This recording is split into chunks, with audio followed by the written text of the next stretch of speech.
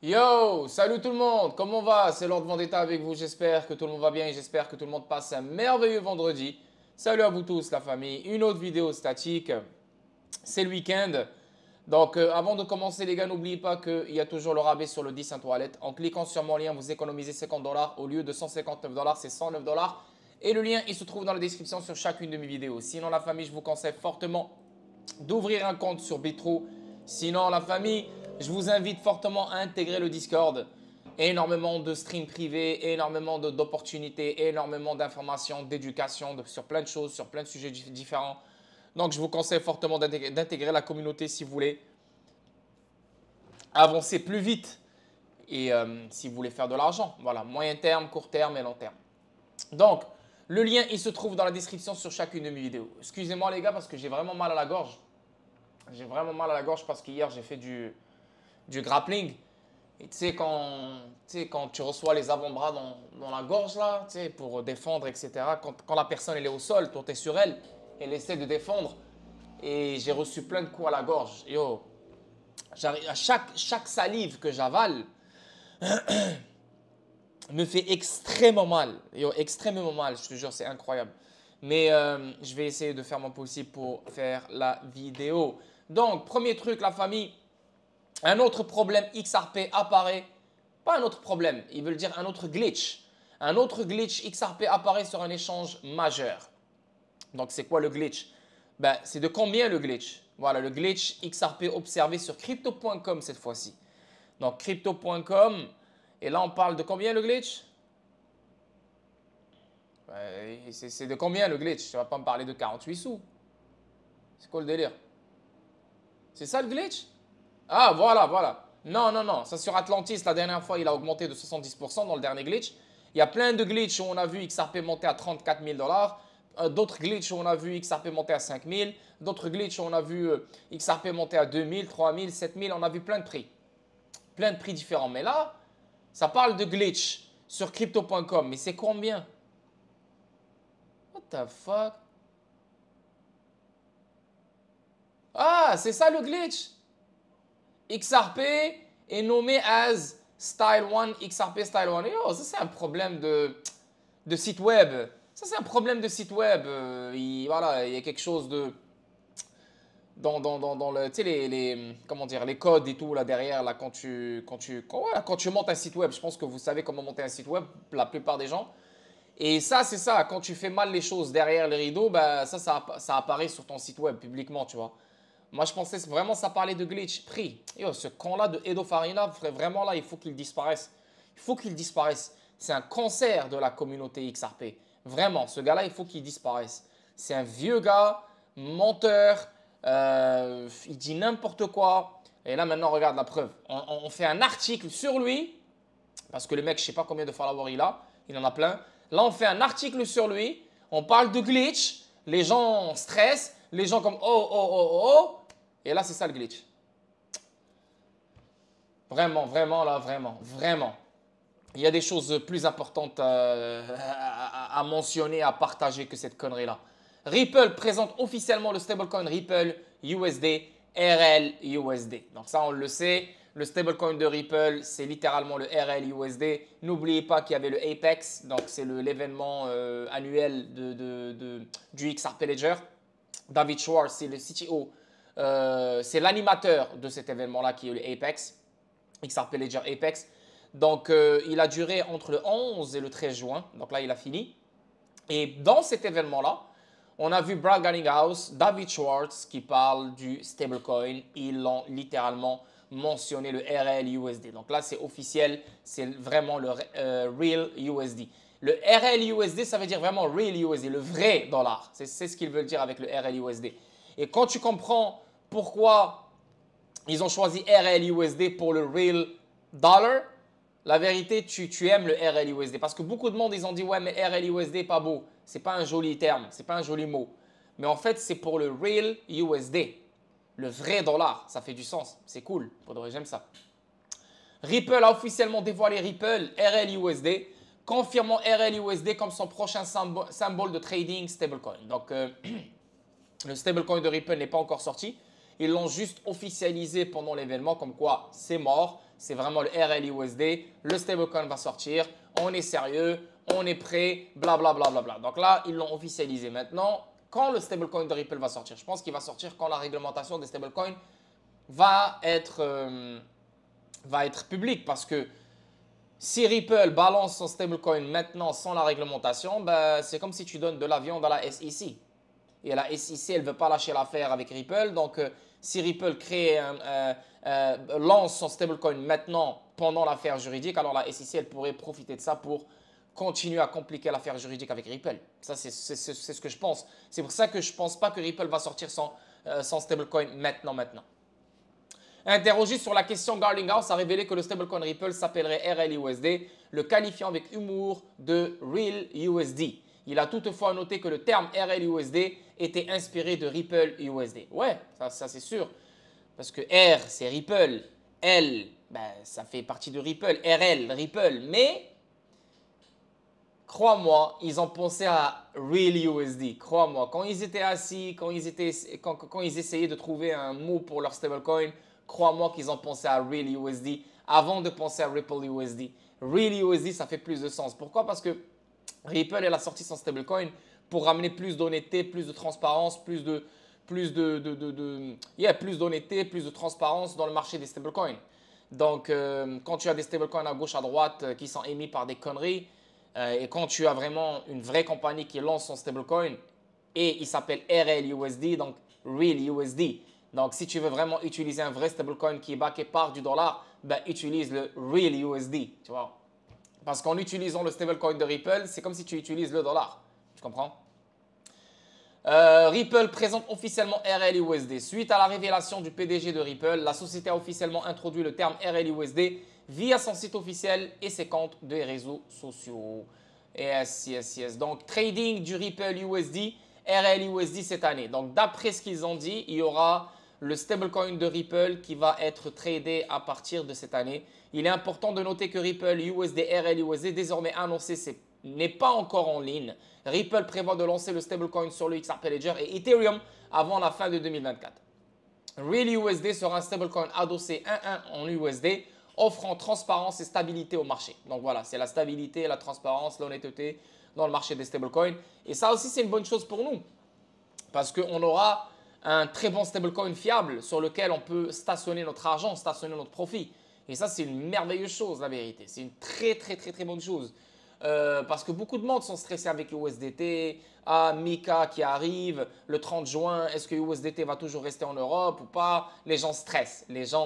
Donc, en ayant un stablecoin qui est réel, qui est transparent, qui est stable, qui est fiable, qui est solide, derrière lui, c'est une compagnie extrêmement transparente, solide, etc., ben, tu vas être tranquille en stationnant ton argent sur le stablecoin de Ripple. Et ça, c'est une très bonne chose. Donc, on avance. Ripple CTO confirme que le Real USD stablecoin est bon pour le XRP. Combien de fois je l'ai dit? Combien de fois je l'ai dit? Combien de fois je l'ai dit? Combien de fois je vais le redire? Et combien de fois je vais me répéter? Etc. Tout ce que Ripple met en place, c'est pour XRP. Même si David Schwartz, même si Ripple il vient te dire non, c'est pas que pour XRP, c'est pas… Non. Ils l'ont dit eux-mêmes, c'est eux-mêmes mot pour mot. Tout ce qu'on est en train de mettre en place, c'est pour XRP. XRP, c'est notre épine dorsale. Si les entités financières utilisent tout le reste sans XRP, alors on va toujours être dans les mêmes problèmes. Même si on a des CBDC, même si on a RippleNet, même si on a l'Interledger Protocol, même si on a les stablecoins, ça ne sert à rien. Pourquoi? Parce qu'on va toujours utiliser le système conventionnel. Pourquoi? Parce qu'on va toujours utiliser le préfinancement. Pourquoi? Parce qu'il y aura toujours la friction. Pourquoi? Parce que les entités financières ne vont pas économiser sur leurs transactions. Pourquoi? Parce qu'il y aura toujours un manque de liquidité. C'est pour ça que oui, on peut utiliser le stablecoin pour les paiements transfrontaliers, oui, mais tu vas toujours utiliser le système conventionnel. Et c'est exactement ce qu'on essaie de changer avec Ripple. Et c'est exactement ce qu'on essaie de changer avec XRP. C'est pour ça que David Schwartz, la dernière fois, il s'est fâché. Il a dit oui, ok, ils peuvent utiliser le stablecoin, mais ce n'est pas le but qu'ils utilisent le stablecoin. Le but, c'est qu'ils utilisent XRP. Parce qu'en utilisant XRP, tu élimines totalement l'ancienne architecture. C'est fini, c'est littéralement une nouvelle architecture. Non seulement ils économisent sur leurs transactions, non seulement ils reprennent les capitaux endormis.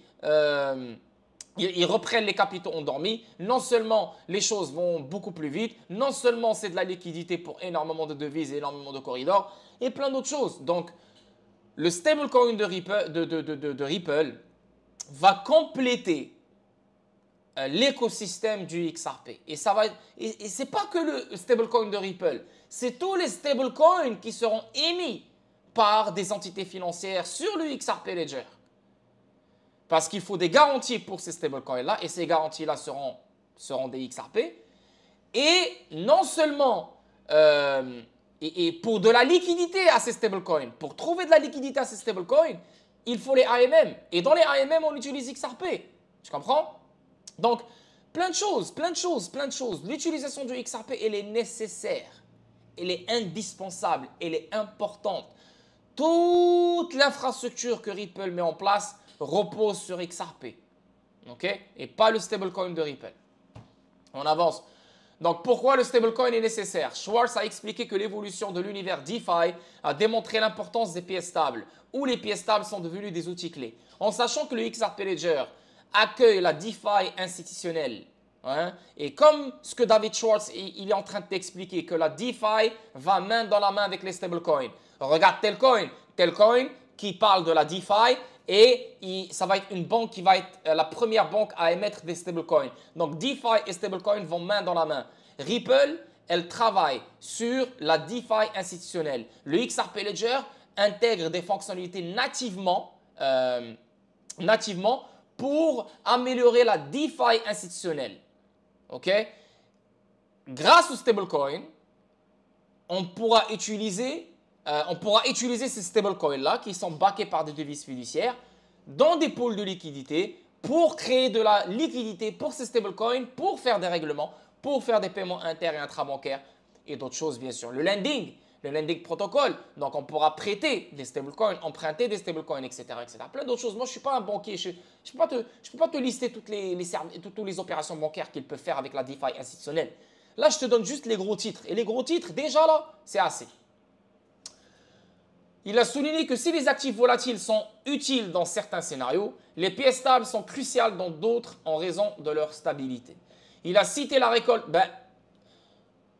Les stablecoins sont très cruciales pour leur stabilité, pour les paiements, hein, parce que c'est stable, et aussi dans les pools de liquidité. Donc, tu auras plein de pools de liquidité qui vont utiliser les stablecoins. Il a cité la récolte de volatilité comme exemple, où les pièces stables ne sont pas adaptées, mais a souligné leur utilité dans la tarification, la détention de fonds et le trading lorsque les participants veulent éviter l'exposition au marché. Ouais, totalement d'accord. Quand tu veux stationner ton profit, quand tu veux parquer ton profit, etc. En outre, Schwartz a souligné ce point de vue en soulignant que les teneurs de marché AMM nécessitent au moins 2 actifs pour le trading et la liquidité. Donc, rappelez-vous qu'est-ce qu'on a parlé il y a un moment sur la DeFi, les AMM sur le XRP Ledger. Tu as besoin de 2 actifs. C'est ou bien 2 actifs volatiles ou bien un actif volatile et un actif stable. Et moi, combien de fois je vous ai dit les gars, si vous devez opérer sur les AMM, dans les pools de liquidité, je vous conseille fortement d'utiliser toujours la pool avec un actif volatile et un actif stable. OK? Et c'est exactement ce que David Schwartz est en train d'expliquer. Parce que dans les AMM, en étant un fournisseur de liquidité, la volatilité est attirante parce que la volatilité, elle devient un rendement. Donc, quand tu as 2 actifs qui sont volatiles, bien sûr, tu gagnes beaucoup plus, mais tu peux perdre aussi. Mais en ayant un actif stable et un actif volatile, ça va ramener plus de confiance à utiliser ce genre de pool de liquidité parce qu'on ne veut pas trop risquer. On ne veut pas aussi trop de volatilité. Parce que comme il t'a expliqué, on parle de tarification, on parle de détention de fonds, parquer les profits, stationner le profit, trading lorsque les participants veulent éviter l'exposition au marché. Tu vois, donc il y a plein de choses. Cela souligne que les participants à DeFi ont besoin de plusieurs classes d'actifs pour naviguer efficacement dans le paysage. Voilà. Donc, si on n'a que des actifs volatiles, ce n'est pas bon. Si on n'a que des actifs stables, ce n'est pas bon. Il faut les deux. Et c'est pour ça que les stablecoins dans la DeFi, c'est extrêmement nécessaire. De plus, le CTO de Ripple a souligné l'importance d'avoir des options en comparant cela au pouvoir du ou par rapport à la tyrannie du et. Il a souligné que différents cas d'utilisation et différentes demandes nécessitent une variété d'actifs. Et là, les gars, on n'est que dans le début. On ne sait même pas quel genre d'utilité on va voir, quel genre de use case on va voir encore, quel genre de... On n'est que dans le début, on n'a rien vu encore. Donc, il y a d'autres choses qu'on va voir et qu'on va connaître. Et on va se dire, oh, les stablecoins servent à ça aussi, les stablecoins servent à ça aussi. Parce que la DeFi, on ne sait même pas le potentiel de la DeFi sur le long terme. Imagine dans 10 ans, yo, la DeFi, ce que tu connais maintenant sur la DeFi, dans 10 ans, tu ne vas même plus en parler. Parce que parce que ça va aller loin, tu vois. XRP occupe une position privilégiée dans les services de liquidité. Yes! Même XRP Ledger, il a dit dans Apex, pour de la liquidité, on privilégie XRP.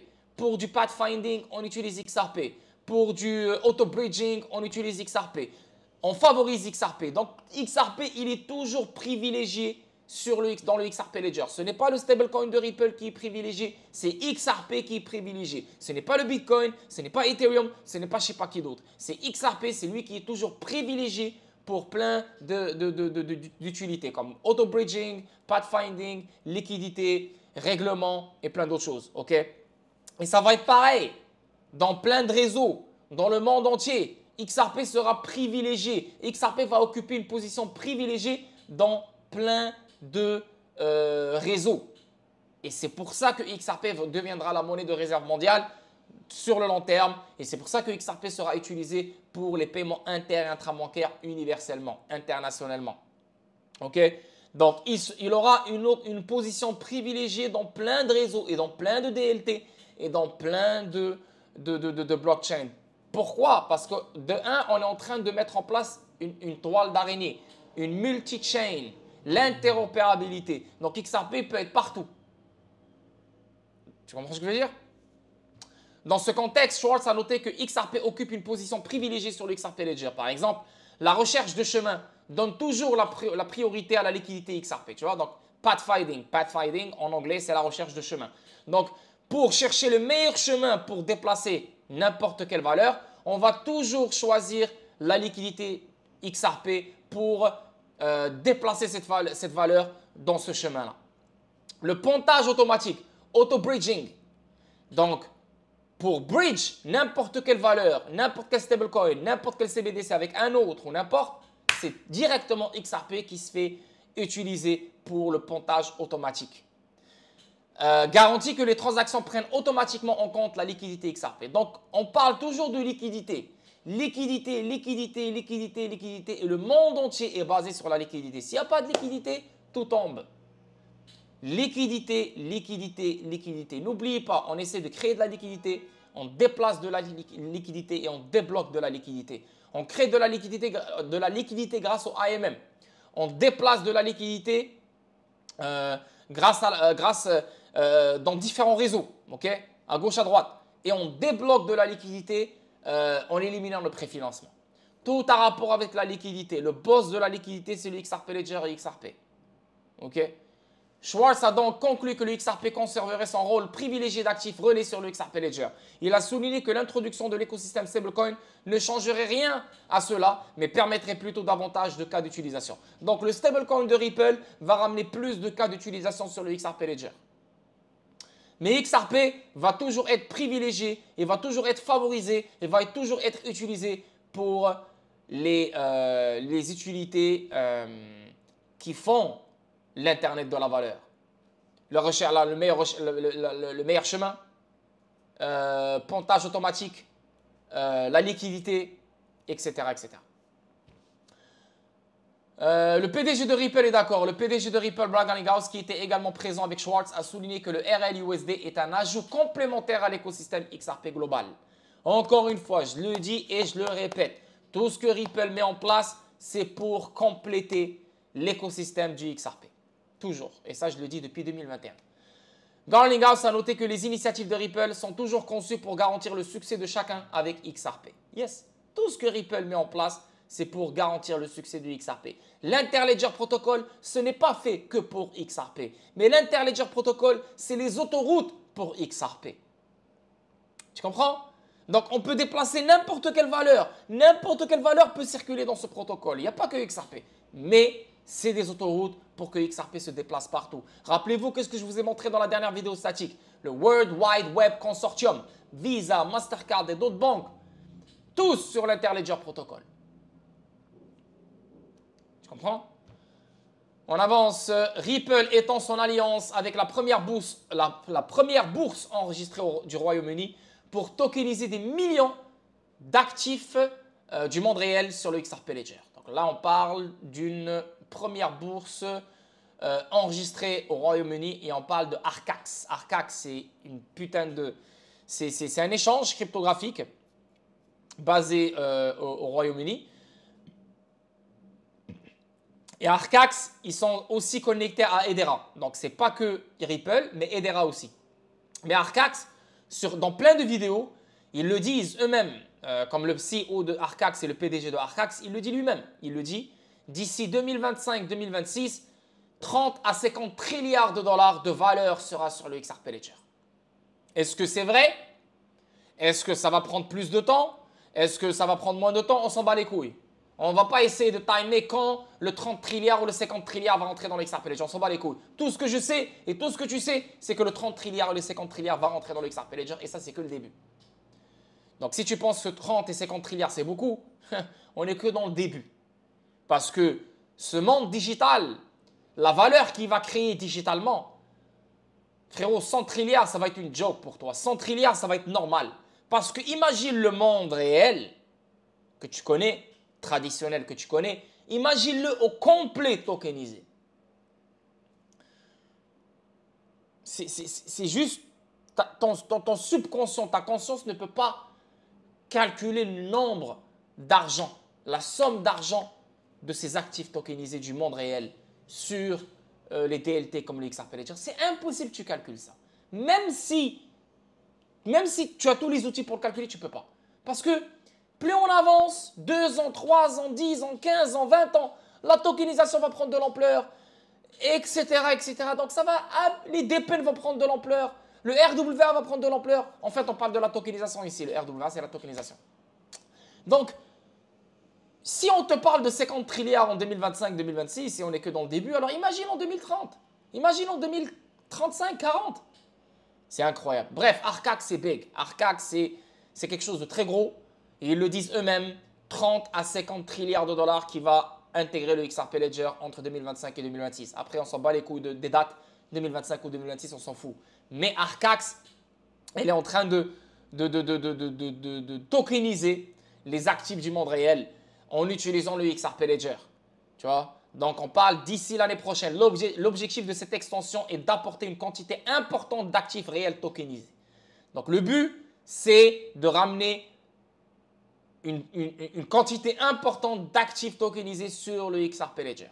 Donc, ou bien, parce que n'oubliez pas, le XRP Ledger offre le service de tokenisation, ou bien on tokenise sur le XRP Ledger, ça c'est une bonne chose, mais grâce à l'interopérabilité et au fait qu'on est en train de développer une toile d'araignée, un réseau multi-chain, où tous les DLT puissent communiquer et ils sont tous connectés entre eux, alors on peut tokeniser sur un DLT et chercher la liquidité sur le XRP Ledger pour cet actif tokenisé. Tu comprends ce que je veux dire? On peut tokeniser sur cette blockchain et régler cet actif tokenisé en utilisant XRP vu qu'on est multi-chain avec le XRP Ledger. Tu comprends ce que je veux dire? So, c'est ça le but ici. Ripple a annoncé ce dernier développement lors de la conférence XRP Ledger Apex 2024, à laquelle participaient le PDG Brad Garlinghouse et le directeur technique David Schwartz. Selon l'annonce, cette initiative renforce la position du XRP Ledger comme réseau de premier plan pour la tokenisation RWA. XRP Ledger est un réseau de premier plan pour les paiements. Pour moi, pas pour le premier plan, c'est le réseau pour les paiements, règlement, liquidité. Et là maintenant, on parle de réseau premier plan pour la tokenisation. Et n'oubliez pas que c'est le premier réseau et un réseau de premier plan pour la DeFi institutionnelle. Il ne faut pas l'oublier. Ripple Arcax étendu pour promouvoir le XRP Ledger pour la tokenisation RWA. Et ça, c'est une très bonne chose. Quand tu as des grandes entités comme Arcax qui sont connectées à des banques, des entités financières, des fournisseurs de paiement et plein d'autres compagnies, entreprises et institutions financières, Et le fait qu'ils étendent leur partenariat avec Ripple et le fait qu'ils te disent on veut ramener une quantité importante d'actifs tokenisés, ben ces actifs tokenisés, ils vont venir de qui? Des banques, entités financières, fournisseurs de paiement, entreprises, compagnies, plein de conneries. Gouvernement, banque centrale, you name it.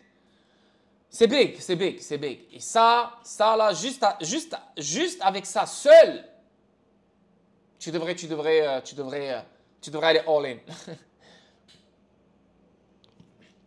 Donc, notamment, le partenariat entre Ripple et Arcax a débuté en 2022. À l'époque, Arcax collaborait avec Metaco. Tu vois comment Ripple est intelligente ici? Elle va toujours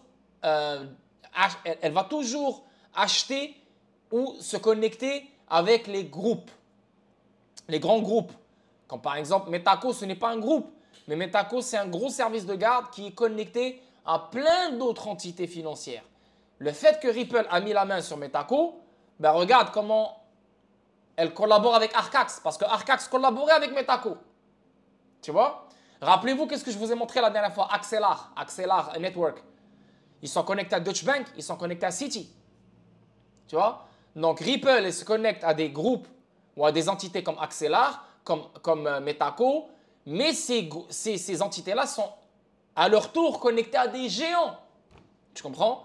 Et ces géants-là, ils sont beaucoup plus proches de Ripple. Donc, éventuellement, ils se connectent à Ripple ou finissent par utiliser la technologie de Ripple. Et c'est exactement ce qui s'est passé. Là, Ripple détient Metaco. Metaco est connecté à tellement de banques.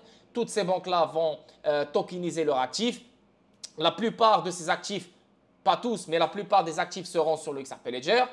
Ces actifs-là, ils devront être sécurisés, donc Metaco rentrera en jeu. Ces actifs-là, ils auront besoin de liquidités pour être réglés. Les AMM du DEX du XRP Ledger vont rentrer en jeu, donc le XRP va rentrer en jeu.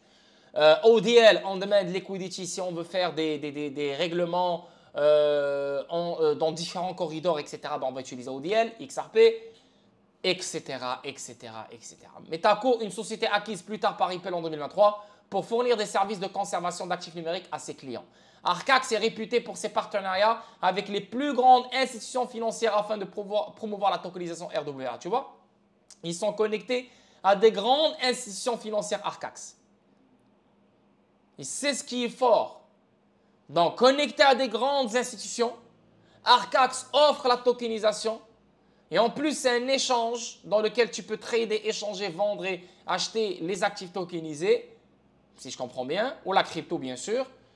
Donc, connecté à ces grandes institutions, Arcax connecté à Metaco, collabore avec Metaco. Metaco est détenu par Ripple.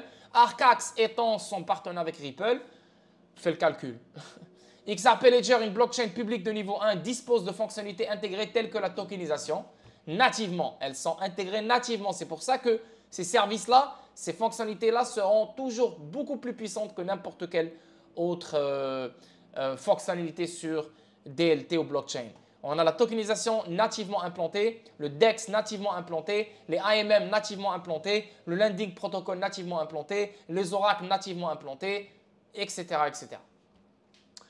Donc, le PDG de Ripple réagit. Le PDG de Ripple, Blake Aligaus, a exprimé son enthousiasme pour l'élargissement du partenariat. Il a déclaré que les institutions financières adoptent de plus en plus les blockchains L1 comme le XRP Ledger pour tokeniser leurs actifs du monde réel via des entités réglementées comme Arcax. Donc, on passe par des entités réglementées comme Arcax. Donc, les institutions financières vont passer par des entités réglementées comme Arcax. Arcax, tu en as d'autres. Tu as plein de compagnies comme Arcax qui offrent les services comme Arcax, qui sont connectées à des institutions financières. Maintenant, ces entités-là utilisent la nouvelle technologie qui est le XRP Ledger. Tu vois? Donc, à travers Arcax, beaucoup d'institutions financières vont utiliser le XRP Ledger sans le savoir pour tokeniser leurs actifs du monde réel. Comprenez? C'est ça, man, les gars.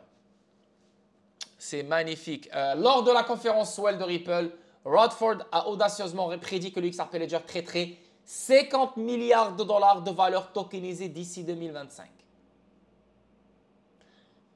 Je pense que c'est un peu abusé, mais les gars, ça peut aller très vite. Surtout si on a un règlement en 2024.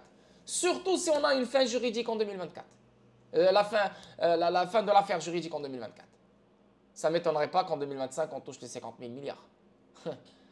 Yeah, yeah, c'est réel les gars, c'est réel.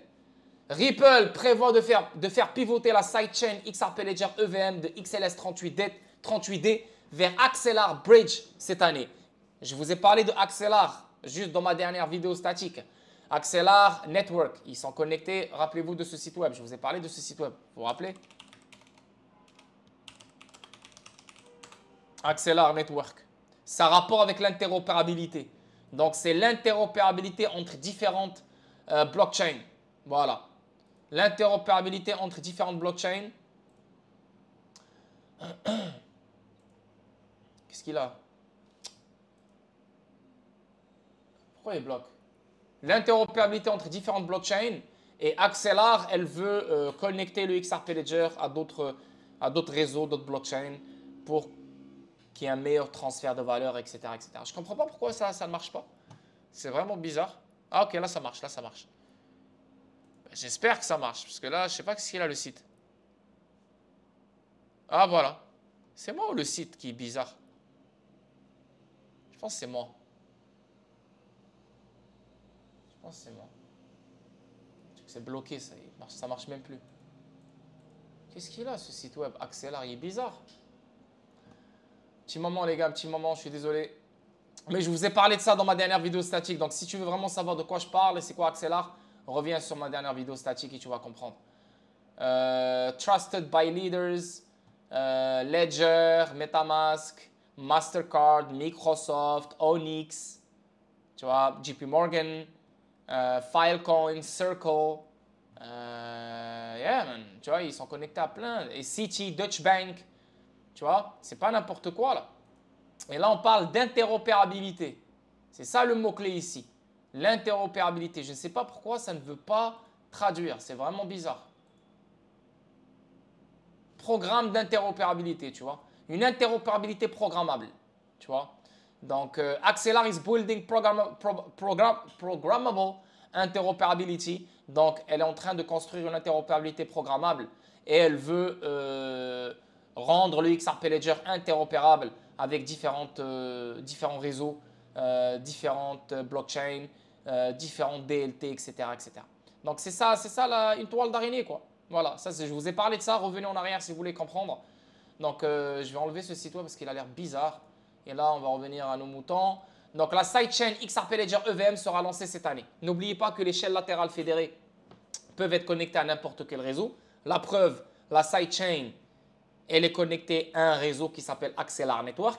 Ce réseau-là améliore l'interopérabilité, donc offre une interopérabilité programmable qui va aider le XRP Ledger à être connecté à différents réseaux, que ce soit des réseaux de banques, des réseaux d'institutions financières, des réseaux de blockchain, de DLT, n'importe.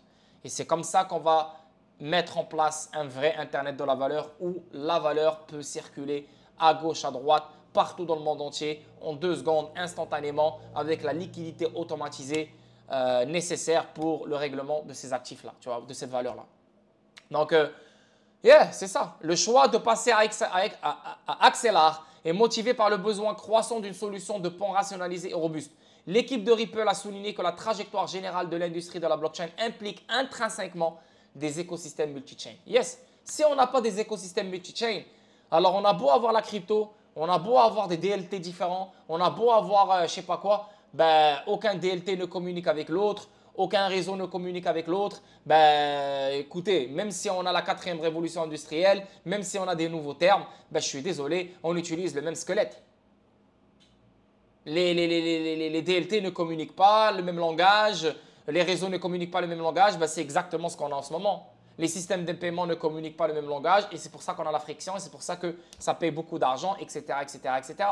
Donc, il faut un réseau multi-chain. Il faut que tous les réseaux parlent le même langage pour que la valeur puisse bouger de point A à point B comme l'information. Donc, ça, c'est un truc très, très, très important. Sinon, on est tous morts. Un pivot du XLS38D au pont Axelar. Bien que le XLS38D ait été initialement envisagé par la sidechain XRP Ledger EVM, son processus complexe de transfert de jetons posait des obstacles importants. En donnant exclusivement la propriété à Axelar, Ripple vise à rationaliser les opérations et à atténuer ses complexités. Ripple a l'intention d'évaluer l'adoption de l'engagement avec le XLS38D au cours de l'année à venir en proposant des mises à jour en réponse aux commentaires de la communauté. Donc c'est ça tu vois déjà avec Ethereum, le XRP Ledger il est interopérable avec Ethereum. Donc tout ce qui se passe sur Ethereum peut voir le jour sur le XRP Ledger et peut être transféré sur le XRP Ledger et vice versa. Tu vois? Donc on peut utiliser le XRP sur les contrats intelligents de Ethereum, si on veut. Tu comprends? C'est ça la sidechain. Et c'est exactement ce qui va se passer avec Axelar. Donc Axelar, c'est très bien. Très, très, très, très good. Une interopérabilité entre énormément de blockchains. Le XRP Ledger sera connecté à plein de blockchains. La chaîne latérale EVM XRP Ledger s'appuiera sur Axelar comme unique pont pour l'acquisition de XRP auprès de XRP Ledger. Waouh! De plus, Axelar facilitera la mise en relation entre jetons d'autres jetons entre le XRP Ledger et plus de 55 blockchains au sein de son écosystème. Et parmi ces blockchains-là, on l'a vu sur son site, parmi ces blockchains-là, vous savez c'est qui? Vous savez c'est qui? Parmi ces blockchains, vous savez c'est qui? JP Morgan, Onyx. Combien de fois la communauté française, avec leurs influenceurs de merde, et avec leurs youtubeurs de merde. Ouais, mais la blockchain de JP Morgan, elle va tuer la blockchain de nanana. Regarde, Axelar, qui est connecté, qui collabore avec Ripple pour améliorer l'interopérabilité du XRP Ledger et le connecter à plus de 55 blockchains de son écosystème. C'est qui? Quelle blockchain fait partie de l'écosystème de Axelar? Onyx de JP Morgan. Ok? Donc JP Morgan utilisera les pouvoirs du XRP Ledger s'il en a besoin. Crois-moi. Le stablecoin de JP Morgan, pour de la liquidité, utilisera le XRP Ledger. Utilisera les AMM du XRP Ledger. Comprenez? C'est un exemple que je vous donne. Donc, l'architecture décentralisée du pont d'Axelar, supervisée par un réseau résilient de validateurs, garantit une infrastructure sécurisée et fiable. On avance. Donc là, on va finir avec la SEC par la SEC. Ripple plaide pour une amende moins élevée dans le cadre d'une affaire devant la SEC et cite le règlement de Terra dans un nouveau dossier. Ben, je suis totalement d'accord, man. Je veux dire toutes les affaires juridiques, tu leur as donné des amendes correctes, mais quand il s'agit de Ripple, tu as monté ça à 2 milliards de dollars. Je comprends pas. Je comprends pas. Tu n'as jamais imposé 2 milliards de dollars à aucune entité depuis le jour de ta création. Pourquoi Ripple? Shit. Waouh. Vous détestez Ripple à ce point-là? À ce point-là? C'est incroyable. 2 milliards, c'est chaud. Donc là maintenant, Ripple cite le jugement de consentement de Terra dans son nouveau dossier. Dans l'affaire SEC pour soutenir une demande de paiement d'une amende de 10 millions de dollars. 10 millions de dollars, ça fait du sens. Monte la même à 20, monte la même à 30, ça passe. Mais 2 milliards, frérot, t'es pas normal. Vous n'êtes pas normal là, ici. Vous n'êtes vraiment pas normal. Donc ici, comparaison entre les cas Ripple et Terraform, c'est totalement différent les deux trucs. On s'en bat les couilles. Les meilleurs, en plus, Terraform, c'est un gars qui a volé. C'est un gars qui a volé, qui a fait plein de conneries, etc. etc. Et ils sont aucunement transparents comme Ripple. Et Terraform a fini par avoir une pénalité de 420 millions de dollars, je pense. Ouais, une pénalité de 420 millions de dollars. Comparé à 2 milliards, c'est gentil. Les meilleurs avocats soulignent l'importance du dernier dépôt. Comme prévu, le dépôt a suscité des réactions au sein de la communauté cryptographique au sens large, alors que de grands avocats ont souligné son importance. En réaction, le célèbre avocat pro-XRP Bill Morgan a déclaré que le récent dépôt de Ripple souligne l'hostilité particulière que la SEC montre constamment envers la société de paiement cryptographique. Oui, donc, la vérité, ça c'est une vraie question que je me pose. Et quand je suis tout seul, je me pose cette question, je me dis mais pourquoi il y a cette haine envers Ripple? Après, tu as la réponse à cette haine. Tu as la réponse à cette haine, bien sûr. Et cette réponse, c'est quoi? C'est que Ripple, même si c'est une compagnie américaine, même si elle va améliorer l'innovation aux États-Unis, Ripple, elle ramène une nouvelle infrastructure, une nouvelle architecture qui va détruire l'empire de tous ces dinosaures financiers qui sont là depuis des décennies à faire de l'argent sur ce système financier, sur les paiements transfrontaliers, sur plein de choses, sur la friction, sur le préfinancement, etc., etc., etc. Donc, ils sont en train de défendre leur empire actuel. Hein. Et la SEC, elle est payée, elle est poussée par les dinosaures financiers comme JP Morgan, comme Goldman Sachs, comme d'autres, tu vois, pour protéger ce système qui est pour moi vulnérable et qui est pour moi inévitable à disparaître et à se mettre de côté. Donc la SEC, elle est en train de jouer ses dernières cartes. Elle est en train de jouer elle est en train de faire de tout ce qu'elle peut faire pour vraiment bloquer cette technologie, mais on sait très bien que cette technologie ne pourra pas être bloquée. Le monde entier est en train d'adopter la technologie, il ne reste que les États-Unis. Donc les États-Unis auront deux choix. Ou bien ils suivent le flow pour qu'ils puissent compétitionner avec le monde entier, ou bien ils ne suivent pas le flow, ils restent en arrière et ils meurent. Aussi simple que ça. Mais tu penses vraiment qu'ils vont mourir? Non, ils vont suivre le flow. Mais c'est pour ça qu'il y a la haine envers Ripple. C'est pour ça. Parce que Terraform n'est pas là pour détruire l'empire de ces dinosaures financiers. Tu comprends ce que je veux dire? Ripple, elle est là pour détruire l'empire de ces dinosaures financiers. Tu comprends? Donc, le comportement de la SEC envers Ripple est très mal motivé. En réponse, l'ancien avocat spécialisé en valeurs mobilières Mark Fagel a suggéré que la clémence de la SEC dans le procès Terraform était due au statut du règlement. Il a également déclaré que la pénalité prévue dans le règlement de Terraform était fictive, soulignant que l'argent avait disparu. Fagel a ajouté qu'il n'y avait aucune garantie que la SEC reçoive un montant proche du montant demandé. Statut actuel de SEC contre Ripple. Pendant ce temps, bien que la SEC réclame une amende de près de 2 milliards de dollars dans le procès contre Ripple, le défendeur a soutenu que la sanction civile ne devrait pas dépasser 10 millions de dollars. Les parties ont déposé les documents nécessaires et attendent le verdict final du tribunal qui pourrait intervenir à tout moment. Comme annoncé hier, le PDG de Ripple, Brian Garlinghouse, a estimé que le tribunal rendrait son verdict final entre le 21 septembre, qui marque la fin de l'été astronomique. Il reste à voir si la projection de Garlinghouse se concrétisera. D'après les avocats, d'après la justice américaine, la juge est obligée de donner une réponse entre juillet et septembre. Obligée. Ça, ce n'est pas une spéculation, ce n'est pas une prédiction, non, non, non. D'après la justice américaine, la juge doit donner une réponse finale entre juillet et septembre, pas plus. Okay? Maintenant, s'il n'y a pas de règlement entre juillet et septembre, alors elle va donner son jugement final.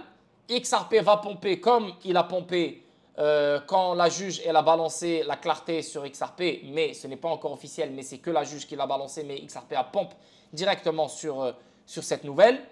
Et là, XRP il est parti chercher 95 sous et là, bam, il a rechuté. Donc, je pense qu'on aura la même situation. XRP va connaître, je pense que Ripple va gagner et la juge va donner son jugement final. XRP va exploser, sûrement 1,30 $, 1,40 $, 1,20 $, dans ces alentours-là. Et là, les gens vont se dire, ok, c'est fini, l'affaire juridique, elle est finie. Ben non, elle n'est pas finie parce qu'il n'y a pas de règlement. Et s'il n'y a pas de règlement, ça veut dire que la SEC peut faire un appel. Et là, on part au deuxième circuit. Donc, ça peut traîner jusqu'à la fin d'année 2024. Ça peut traîner jusqu'en 2025, début 2025. Et là, ça finisse mi-2025. Et là, ça finisse vers mi-2025. Et XRP, il est libéré pour vraiment vivre le vrai bull run. Tu vois? Donc, pour moi, on est proche. On est là, on est le mois de juin déjà. Donc, à tout moment, le verdict peut sortir. Et à tout moment, ça pourra faire pump le XRP. Et si XRP pump, prenez vos profits parce que ce n'est pas le pump que vous cherchez. Ce n'est pas le pump qui va nous envoyer à 50, 30 ou je ne sais pas combien. Non, non, non. Rappelez-vous de la clarté de XRP venant de la juge. Tout le monde a pensé que ça va exploser. Ben, ça a explosé, mais c'est parti à 95 sous. Ben, ça va être pareil. S'il nous balance une nouvelle comme ça qui est favorable à Ripple et XRP, ça va pompe, mais prenez votre profit. Ne soyez pas gourmands et ne soyez pas des rêveurs. Et je vous le dis, je vous le répète. Pourquoi? Parce que l'histoire nous le dit. L'histoire va se répéter. Le pivot de la Fed est beaucoup plus puissant. Le pivot de la Fed est baissier. Et le pivot de la Fed dure un bon 6 à 7 mois. C'est un bon 6 à 7 mois de chute qu'on vit juste après le pivot de la Fed. Donc, un bon 6-7 mois de chute, ça nous emmène vers mi-2025. So, si on a un pump avant cette chute, il faut prendre son profit. Je ne suis pas en train de dire vends toute ton bague, mais prends ton profit. OK? Parce qu'on aura une autre chute de malade. Et c'est là que les vraies choses vont commencer. C'est là que les 3 chiffres vont apparaître. C'est là que le XRP ETF va apparaître. C'est là, plein de choses vont apparaître. OK? Donc, 21 septembre, d'après Brad Garlinghouse, on va voir. Le PDG de Ripple fournit une mise à jour sur le verdict final du procès de la SEC. Donc, le verdict final, 21 septembre, encore une fois. Donc, ça fait que se répéter, 21 septembre. Garlinghouse s'interroge sur les motivations de l'attaque contre XRP. On s'en bat les couilles. On a eu 4 ans pour connaître les motivations et je pense que les motivations ne font aucun sens. Prédiction précédente sur le procès de la SEC. Ok, rien de sérieux ici. Ok, bon. Dans cet article, ça fait que répéter la date de Brad Garlinghouse. D'après lui, le verdict final aura lieu le 21 septembre. Moi, je pense entre juillet et septembre. Est-ce que c'est le 21 septembre exactement? Je ne sais pas. Mais entre juillet et septembre, ça devrait être le cas. Je parle de jugement final. Je parle pas de règlement. Je parle de jugement final de la juge. Maintenant, un règlement aussi peut venir à n'importe quel moment. Il peut surgir à n'importe quel moment entre juillet et septembre. Et si c'est le cas, là, il n'y a pas que $1 et $1,20 là. Non, si c'est le cas, c'est... Tu vois la grande structure là du XRP? Tu vois la grande structure de XRP hein, que j'arrête pas de te montrer depuis un moment. Si on a un règlement l'été, je parle pas de jugement final de la juge. Ça, c'est correct. On aura un pump et on va redump. Mais si on a un règlement, vraiment un règlement, c'est fini là. Il n'y a pas de deuxième circuit, il n'y a pas de bordel. Si on a un règlement, ben, je pense que moi, ça ne m'étonnerait pas que ça soit l'élément déclencheur pour que XRP sorte une bonne fois pour toutes de ce triangle, historique qui date depuis 2018. Et regardez-moi ce triangle, comment il est vraiment au bout. Il est au bout, il ne lui reste plus rien. Il lui reste plus rien. Tu vois? Il lui reste littéralement plus rien et elle en a l'explosion. Donc maintenant, si on a le jugement final sans règlement, entre juillet et septembre, alors attends-toi à un truc comme ça. Un truc comme ça. Et là, on crash. Et là, boum, on part. Ça, c'est le scénario. Si on a un règlement, avant le jugement final, ça ne m'étonnerait pas. Je ne suis pas en train de dire que je vais attendre ça parce que le pivot de la Fed, pour moi, il est beaucoup plus fort. Donc, le pivot de la Fed va faire son effet, un effet baissier. Mais ça ne m'étonnerait pas si on voit un XRP faire un truc comme ça. Pop, partir direct, sortir. Et là, on a le pivot de la Fed qui est baissier. Et là, tu as XRP qui revient, qui redescend. Et là, il reteste les derniers all-time high. Tu vois ici, là, le 3 $, le 2 $, il reteste ça bien comme il faut. Nanana, même retester le trend, encore une fois. Nanana, et là, boum, il part. Tu vois, un truc du genre. On y est, les gars, on y est. Tu y crois ou tu y crois pas, c'est ton problème. C'est pas mon problème. Moi, j'ai mis XRP, je fais ma vie, je sais même pas qui tu es, je m'en bats les couilles de ta vie. Pleure pas, investis pas, je m'en bats les couilles. Je m'en bats les couilles, vis ou vis pas, tue-toi, meurs ou suicide-toi, mange ou ne mange pas, fais la grève de la faim, fais ce que tu veux, je m'en bats les couilles. Moi, je fais ma job et je fais ma job bien comme il faut. Voilà, that's it. Je vous souhaite une très belle soirée, une très belle journée. J'espère que vous allez aimer. N'oubliez pas les likes, n'oubliez pas les commentaires, n'oubliez pas les abonnements. N'oubliez pas d'acheter un 10 cent wallet, $50 de rabais. N'oubliez pas d'intégrer la communauté du Discord. Ce soir, je serai en stream. On va parler XDC, on va parler Hedera, on va parler d'autres trucs, you know? Donc, soyez là ce soir si ça vous intéresse. Sinon, la famille, n'oubliez pas d'ouvrir un compte sur Bitro. Sinon, on se voit. On est quoi aujourd'hui? On se voit la semaine prochaine. Peace.